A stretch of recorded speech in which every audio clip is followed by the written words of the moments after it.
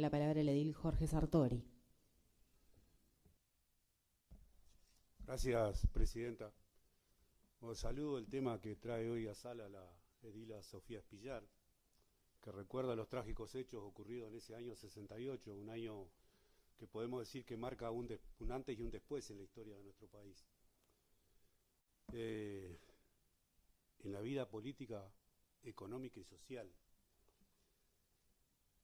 Porque ese año estuvo enmarcado por todo esto, pero además el antes al que hago referencia podemos traerlo a la década de 50, cuando el Uruguay era considerada la Suiza de América, producto de la bonanza económica proveniente de las ventas que nuestro país así hizo por la Segunda Guerra Mundial y posteriormente la Guerra de Corea, donde nuestro país, por ejemplo, nacionaliza el ferrocarril y el agua, producto también de las deudas que había contraído Gran Bretaña en la Segunda Guerra Mundial por las ventas que el intercambio comercial que había con nuestro país por la venta de la carne.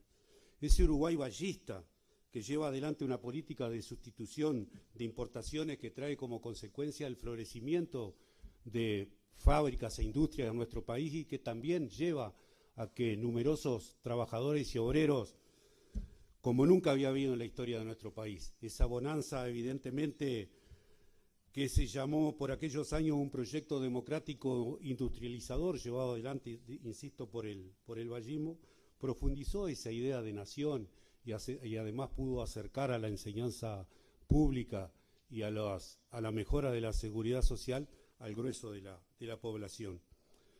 Concluido esos conflictos bélicos a que hacíamos referencia ya sobre los finales de los años 50, comienza el declive económico.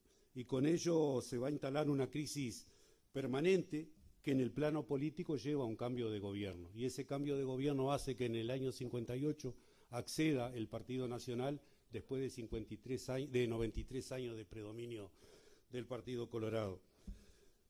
Ese sector del Partido Nacional que gana el gobierno es producto de la alianza de la Liga Federal de Acción Ruralista con el herrerismo liderado por Luis Alberto de Herrera, y llega al gobierno en 1958 ganando las elecciones y en la promesa lógica de los cambios para la política económica que hasta ese momento predominaba en el país. Y comienza el año 59 y al mes y poquito de la instauración del nuevo gobierno fallece el doctor Luis Alberto de Herrera. Eso fue el 8 de abril del 59. Pero la política económica no cambió. Siguieron las dificultades financieras al punto que el peso uruguayo comenzó a valer cada vez menos y ahí prevalece el dólar, al punto que ese año 59 se firma el primer convenio, el primer acuerdo con el Fondo Monetario Internacional, de esto como dato anecdótico. Y en el 1962, si bien continuaban los problemas de las crisis económicas financieras, vuelve el pueblo a darle la confianza al Partido Nacional, pero no cambió la situación, siguió complicado. Un segundo gobierno que reafirma, ese segundo gobierno del Partido Nacional reafirma el desgaste que tenía el Ejecutivo colegiado, que lo componía 9 miembros. Este sistema colegiado provenía ya del año 52, y esto marca un desgaste que hace que para el fin del gobierno del Partido Nacional, para las próximas elecciones de 1966, se lleven adelante ideas de cambio de la reforma constitucional. Y esas reformas constitucional, finalmente hubieron 4 proyectos, pero para sintetizar, porque el tiempo es breve, la llamada reforma naranja es la que obtiene el 65% de aprobación de la ciudadanía y es la Constitución que hoy con algunos aditivos habidos posteriormente es la que hoy tenemos. Esa reforma contó con el respaldo de la mayoría del Partido Colorado y el ala mayoritaria del Partido Nacional, donde propone lo que hoy tenemos, un mandato de 5 años a nivel de la presidencia, sin reelección, pero dándole mucho más poderes al Ejecutivo y al presidente en su conjunto, con un total control en lo que refiere al orden económico y financiero en el país. Ese gobierno que se instala el 1 de marzo de 1967 por el triunfo del Partido Colorado, que vuelve al gobierno con la dupla Gestido-Pacheco Areco, Cuando asume el general Gestido, la realidad marca que sigue en el mismo camino iniciado por el gobierno anterior nacionalista. Abandonan el viejo estado de bienestar, del bienestar social, por considerar que se había vuelto demasiado caro y obsoleto. Pero esos partidos también reclamaban un Estado que enfrentara con mano dura la protesta social en ascenso, protesta social que venía en ascenso, producto de que, por ejemplo, la inflación de 1967 anduvo en el entorno del 136% y en el año siguiente, en el 68, por el 180%. El poder adquisitivo de los trabajadores caía cada vez más, era común el cierre de esas fábricas a que hacíamos referencia en primera instancia, crecía la incertidumbre económica, los pequeños comerciantes y los pequeños empresarios y productores tenían cada vez más dificultades, los obreros calificados y los empleados públicos también sentían que las promesas que se le habían hecho en la campaña electoral, ese futuro que era supuestamente mejor, estaba cada vez más lejano. Y el descontento se trasladaba a las calles, con protestas que se volvían masivas. Se gobernó por decreto, la represión y las manifestaciones obreras y estudiantiles se sumaban a la brutalidad policial, que era cosa rutinaria, es decir, que la tradicional institucionalidad de nuestro país se iba resquebrajando cada vez más. El general Gestido, ese hombre del Partido Colorado, estuvo en la presidencia durante 9 meses. El 6 de diciembre del 67 fallece a raíz de una falla cardíaca y asume el vicepresidente Jorge Pacheco Areco, que fue quien lo acompañó en la dupla, como decía, y constitucionalmente correspondiera que asumiera el gobierno. Este hombre, que era de una cuna política por parte materna y por parte paterna también, este hombre que había estado anteriormente, había sido candidato a diputado en el año 58 por la lista 10, no fue electo. Sí, en el año 62 se vuelve a presentarse, ahí es electo y ejerce por el periodo 63-67.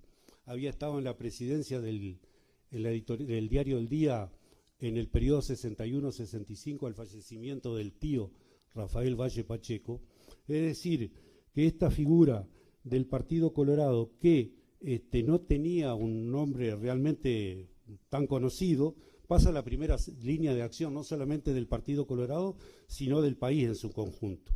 Y cuando toma el gobierno, caracterizó su gobierno por reorganizar los distintos ministerios, entroniza en esos lugares a representantes directos de los intereses financieros de los grandes empresarios y latifundistas, siguiendo así el mandato que proviene del Fondo Monetario Internacional, que vale aclarar que el sector ahora gobernante o el partido ahí gobernante había prometido en la campaña electoral no firmar más acuerdos con el Fondo Monetario. Y así llegan los Peirano Facio, los Charlones, que había sido ministro de la dictadura de Terra. Así llega también Villegas, Frick Davis y otros más. Y revisando los datos históricos, aparece que todos estos nombres mencionados acá pasaron por los distintos directorios de los bancos de aquella época. Por otro lado, la aplicación a partir de junio del 68 de las medidas prontas de seguridad le daba la potestad al Ejecutivo de arrestar y mantener en prisión por tiempo indeterminado, sin juicio alguno, entre otras cosas, a las personas. El Parlamento tenía la potestad de levantar las medidas prontas de seguridad y de hecho lo hizo varias veces, pero así como fue hecho, Pacheco las reimplantaba inmediatamente. Es decir, que lo que la Constitución marcaba como excepción se volvió regla. En ese lapso aumentaron las movilizaciones populares que reivindicaban la libertad, que paulatinamente se perdía con la aplicación de las medidas.